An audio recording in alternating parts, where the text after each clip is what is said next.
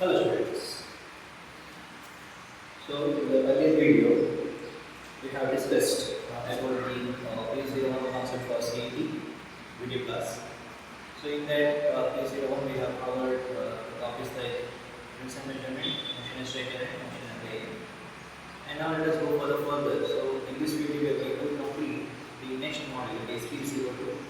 So P02 means we should know the topics which are there. Of course, in one model I told you people around 10 chapters will put 10 questions. So from each chapters around 10 questions which are familiar, okay, which are familiarly. That means suppose you compare the previous year's questions, okay, the standard of the questions will be almost similar.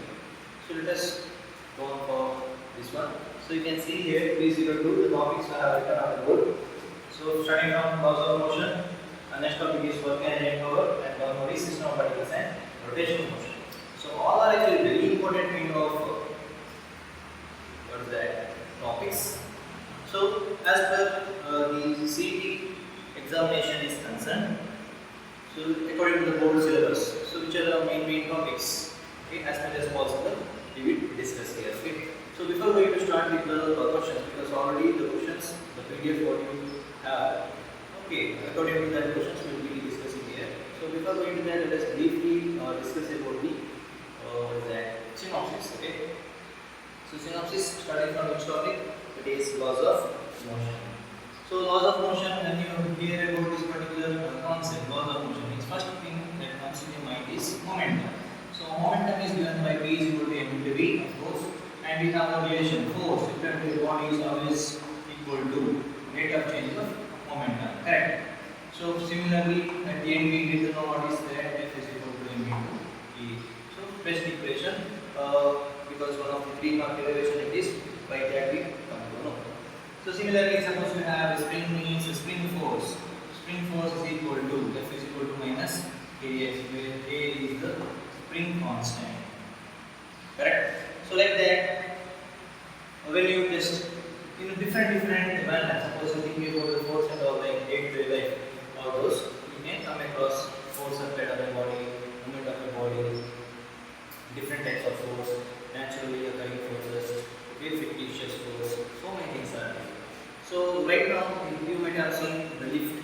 So regarding lift, why? Because the lift concept why I am discussing, because so it can be regarded for some other kind of examples like body block, body carried up, something like that. So lift, okay, moving up, okay. So of course you can feel that when the lift moves up, you can say that the apparent weight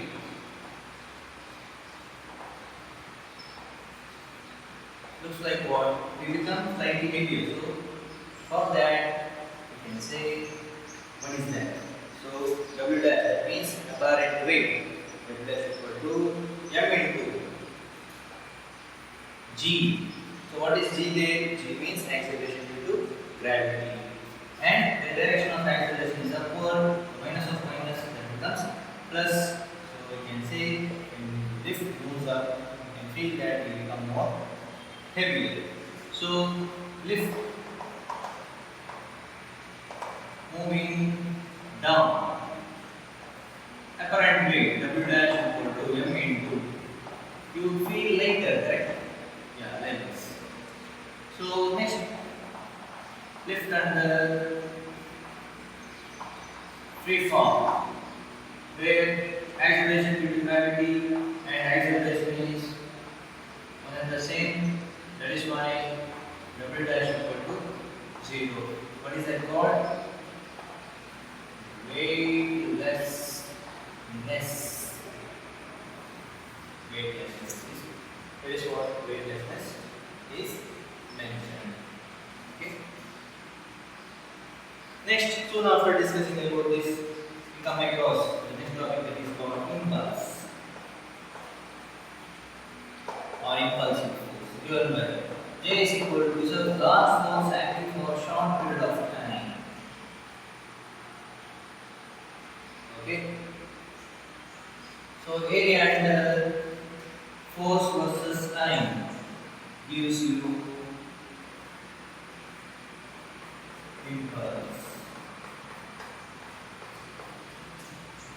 or impulsive force. Okay. Next, conservation of momentum derivation you might be remembering. Conservation of momentum. So initial momentum proportion of between two bodies plus m2 u2 will be equal to m1 v1 plus m2 v2. Right? So here is one of the basic formula which is required. So conservation of momentum, rocket propulsion, and thereafter many different okay, examples. For example, recalling of Bernoulli's concept of this particular concept, many examples are given. So after this, let us go for next important thing that is called frictional force. Frictional force. There are two types: static friction and kinetic friction. Right? So static friction means yes, of course, the body is still at rest, though it is being employed by a force which is not moving. Means still static friction it is. Once it starts moving, continuously starts moving, means we can say. But whatever the frictional force is, they are still acting on the body. Is the kinetic friction. So next, what we can say from this is frictional force given by static friction Fs is equal to Us into N or R. Correct? So once the body starts moving, means we can say Fk is equal to Us into R. So kinetic friction, static friction. Correct? Sorry. A. First coefficient of kinetic friction is. Yes. So after understanding this frictional concept, then inclined plane concept will come. So in inclined plane, what the thing we have to discuss is about the yes, resolving the vectors. That means components is the main thing there, because many kind of questions are being asked. That means and using this kind of questions. So always mg will be downward. Thereafter normal reaction. So this will become what? This becomes theta. So this is mg cos theta. This is mg sin theta. If the object is going down, means mg sin theta is more stronger. So friction force as outward direction. Correct? So this is how we understand the resolving of which one? Yes, vectors into components in case of inclined plane. Next, let us go for after discussing about this, we can discuss about yes, that is maximum speed of a car in either bad road or level curve. So that is max speed on level curve. What is that? Well, law. You might remember it. The derivation you have derived is Us into Rg level road. On back road. On back road, what is the formula? Is 3 max. No problem. 3 max equals square root of what is that? Tan theta plus what else? Mu naught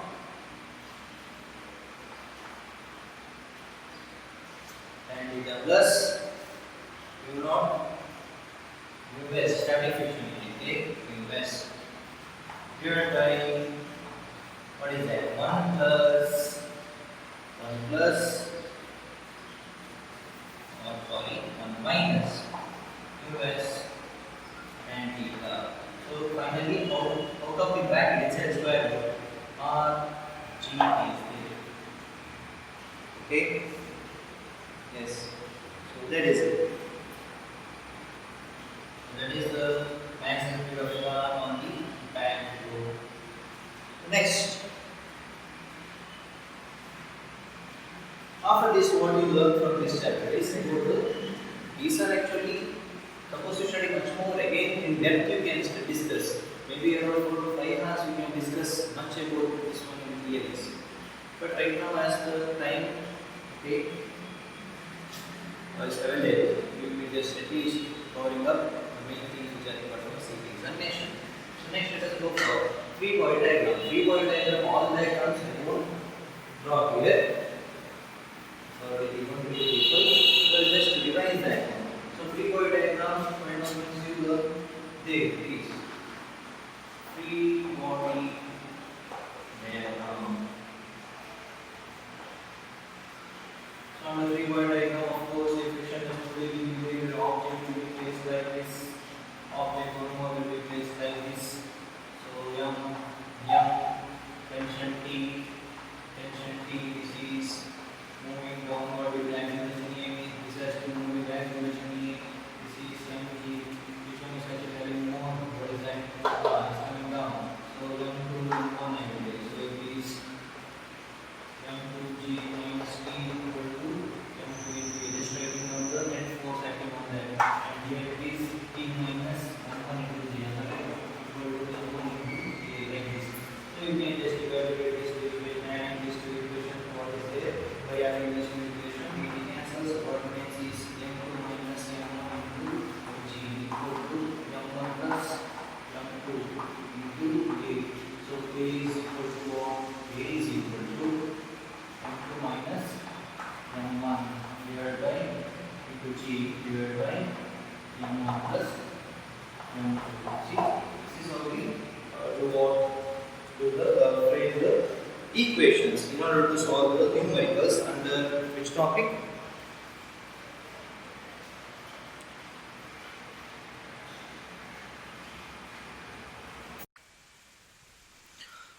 So that is all about the maximum speed of car on the banked road. Thereafter, what we have discussed, that is a free body diagram. One basic diagram I have given. Like that, many more diagrams are there in that particular topic. And like that, it is actually the basic where you can use this technique in order to understand the different free body diagrams. Okay. So that is how we can find out the acceleration with which the body moves up or a body moves down or anything else. Okay. Yes, fine then. So next, let us move on to the work energy concept. So work energy concept means, first of all, the formula we should remember is what is work, that is force into displacement in the angle, cosine of the angle between them.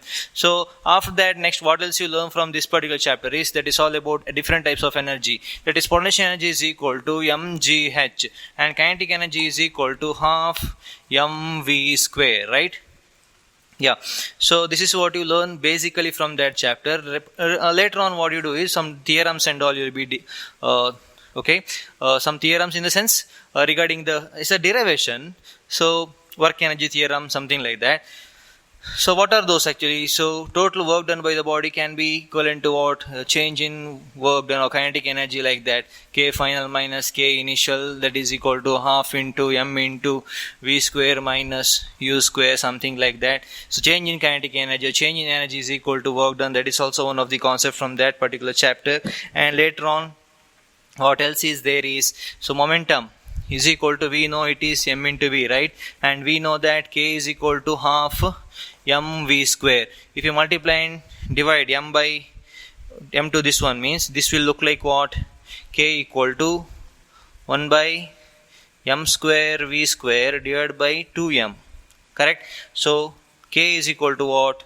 P square by 2m, correct? Because P equal to m into V. So what is the relation between them? So we can say that P is equal to square root of 2km, or K is equal to P square divided by 2m. So this is how they are interrelated. Okay, very important formula. Fine. So apart from that, what else we can learn from this particular chapter is, and that is, yes, momentum. So elastic collision, inelastic collision, all those things are there, and it depends on, okay, what type of collision it is. So different derivations which are responsible for the, okay, suppose you start learning the formula, means it's better you just work out Okay, just by using the initial momentum should be equal to final momentum as per the conservation of momentum concept says. So right now let us go for one of the very important topic which is there in this particular chapter, that is coefficient of restitution. Okay, coefficient of restitution. So coefficient of restitution means what? Imagine that a object hits another object. Okay, so you can see here we have used different formulas here, which we actually, these are actually interaction between what? Interaction between different objects. So if an object hits another object means there will be some interaction. So the time interval in which it takes a small rest, okay, that means the interaction between them is there, right? That is what? To how long it takes. That one particular magnitude is nothing but coefficient of restitution. It's actually the ratio of relative velocities. Okay, coefficient of restitution is given by E, that is V2 minus V1 divided by U1 minus U2. What is the meaning of this? Relative velocity after collision divided by relative velocity before collision. Ratio of this is what called, this decides the coefficient of restitution. Okay, suppose E equal to 1 means it is elastic collision. If E is less than 1 means it is inelastic collision. Okay, you can remember that. And this particular the topic is also used to find out the height reached by an object or ball, rubber ball and all, which is actually a drop from certain height. So what is the relation between that? Coefficient of restitution has a relation between that, is square root of h2 divided by h1 is nothing but an object is dropped from certain height. After bouncing back, it reaches one more height, right? So using that concept also you can understand coefficient of restitution. So this is how we can relate. Okay, so one of the important basic thing I have discussed now, coefficient of restitution. Okay, so let us continue. And next, what else we can learn? That is, yes. So apart from that, you people have studied about power. We know that power is nothing but work done by time. It is mgh by time. If object is pushed or pumped to certain height. Yes, and also we know 1 horsepower is equal to 746 watt. Okay, all these things, different statements and some formulas. Okay, important thing. So these are the main things which should be covered in that particular chapter, work energy. So let us go for system of particles. Right now what I am doing is the brief discussion about, okay, about the topic which we discuss for seed. So rotational motion, of course, initially starting from center of mass and all, so center of mass of an object xcm for two particle system is there, means m1 x1 plus m2 x2 divided by m1 plus m2, general expression, correct? So suppose it is RCM, means of course RCM is equal to m1 r1 vector plus m2 r2 vector divided by m1 plus m2, correct? So that is how we write the formula for that. And after studying about the center of mass and all, next what you do is you will be studying about rotational motion, because rotational motion has got the more weightage in this particular chapter. By using center of mass concept and all, you can find out the location or where is the center of mass is situated, all those things.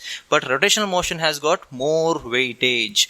Why? Because it's a vast subject. So many things are there. Because right now, because of the science and technology, advancement of science and technology, we can perform any work easily. We can travel from one place to another place.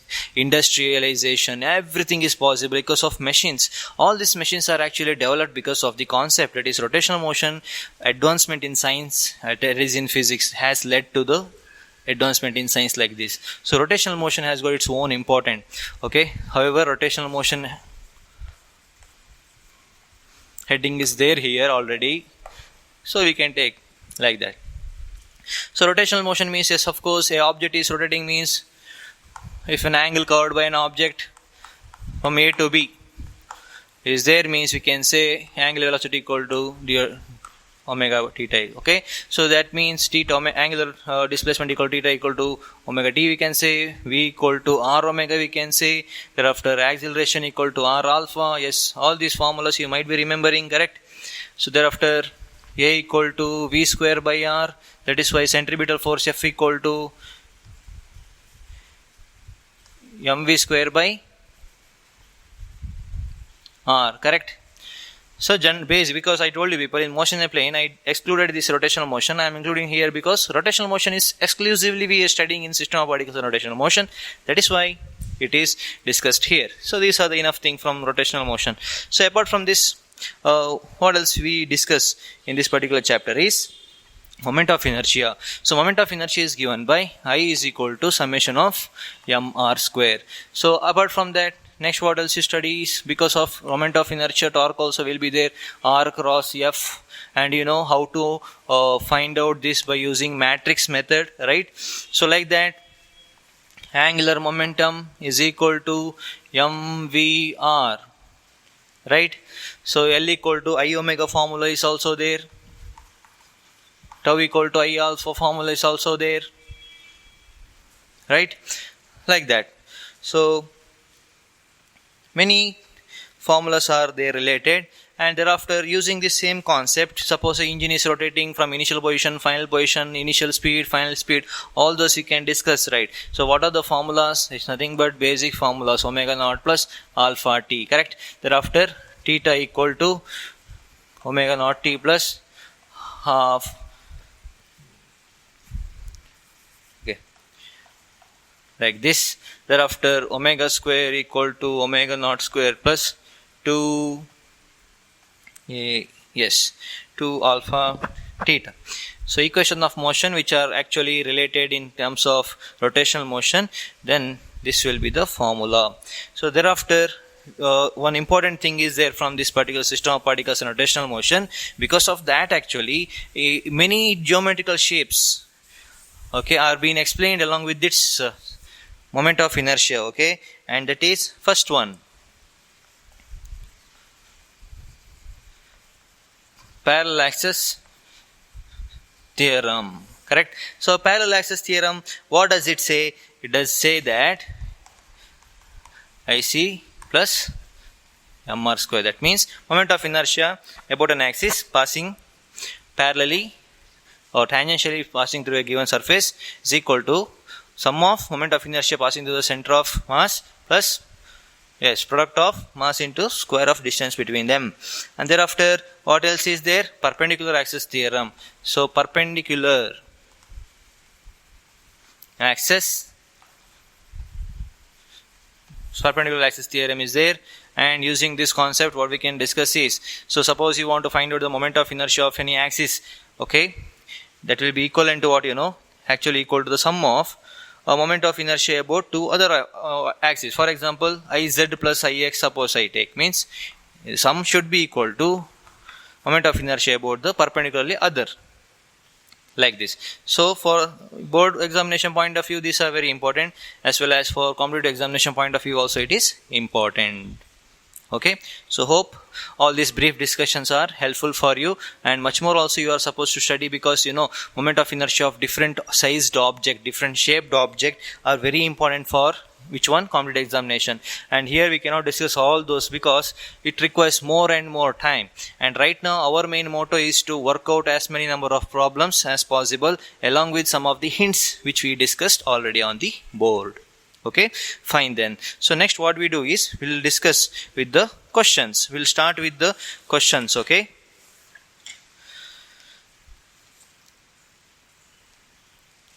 so question paper is there with you people, and let me directly start with the questions now. Okay,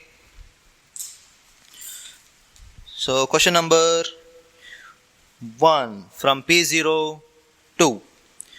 So question number 1, let us see. So I read the question. A force of 100 Newton acts on a body of 2 kg mass. I will just write on the given data. First one, force. F is equal to 100 Newton. In a fast way, I will finish it, okay? So just focus here, just listen. So, and mass, M is equal to is given 2 kg. Along with me also you solve, so it will be more effective for you. Equal to 10 seconds. Then change in momentum of the body. Change in momentum means, yes, what is that? Because change in momentum is final momentum minus initial momentum. In that way we can understand this. Am I right? So M into V. So we are supposed to find out what is the momentum. So to find out momentum, what we require? Yes, let us just write down general formula. F equal to M into A. We know M, we know F. What is A? We can find out. A is equal to what? 100 divided by 2. So answer is 50 meter per second square. Time is there. We know A is equal to V by T. So V equal to what? A into T. So what is A?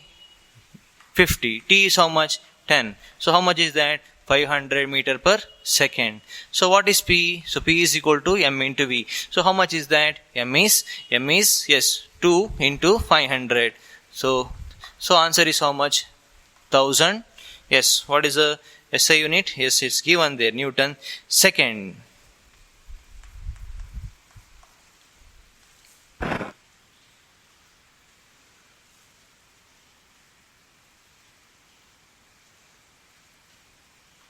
Fine. Next, let us go for question number 2 directly. So I read the question. Question is, a body under the action of force. Force is given there in Cartesian coordinate system. So let me write that. So it is given by vector F is equal to 6i cap minus 8j cap plus 10k cap. Okay, acceleration also they have mentioned. What is the acceleration? Acceleration of this one is 1 meter per second square. What is the mass of the body they are asking? That means M is equal to how much they are asking. Okay. So what I do is I will just write down what is the force. For force magnitude I can write, that is vector square root of 6 square plus minus 8 square plus 10 square. Check the answer. Your answer is supposed to be around root 200. Okay. Root 200, or it is how much? It will be somewhere around, okay, whatever. Let us see directly. We can substitute this. So we got to know answer is this, no. So we require M. M means what? F by A. So how much is A? A means 1. So A means 1 means root 200. So root 200 means what we can write from this? So 10 root 2 is there. Yes, of course. We can write 200 as 10 root 2 also. 10 times 100. Of course, this is also the answer. 10 root 2 kg. Option A is the answer. Okay. Understood? Fine.